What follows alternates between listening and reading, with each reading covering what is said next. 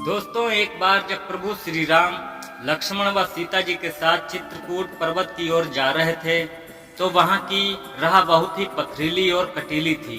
तभी प्रभु श्री राम के चरणों में एक कांटा चुभ गया, लेकिन वो नाराज नहीं हुए और ना ही क्रोधित हुए, बल्कि हाथ जोड़कर धरती माँ से एक अनुरोध करने लगे। हे धरती माँ, मेरी एक विनम्र प्रार्थना है आपसे। धरती माता बोली, आज्ञा नहीं, आदेश दीजिए। विनम्र भाव से श्री राम बोले, हे माँ, मेरी बस यही विनती है कि जब भरत मेरी खोज में इस पथ से गुजरे तो तुम नरम हो जाना। कुछ पल के लिए अपने आंचल के ये पत्थर और कांटे छुपा लेना। मुझे कांटा चुभा सो चुभा, पर मेरे भरत के पांव में आघात मत करना।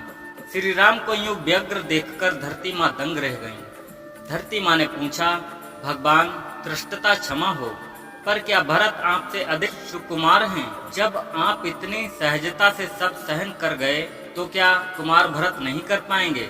फिर उनको लेकर आपके मन में ऐसी व्याकुलता क्यों? श्री राम बोले, नहीं नहीं माता, आप मेरे कहने का अभिप्राय नहीं समझी। भरत को यदि कांटा चुभा तो वह उसके पांव को नहीं, उसके हृदय को चोट पहुंचाएगा। धरती माँ ने जिज्ञासा घुले स्वर में पूछा, हृदय को चोट? ऐसा क्यों प्रभु? श्री राम बोले, अपनी पीड़ा से नहीं माँ, बल्कि यह सोचकर कि इसी पथरीली और कटीली राह से मेरे भ्राता राम गुजरे होंगे और ये शूल उनके पगों में भी चुभे होंगे। मेरा भरत कल्पना में भी मेरी पीड़ा सहन नहीं कर सकता, इसलिए उसकी उपस्थिति में आप कमल पंखुड़ियों जैसी कोमल बन जाना।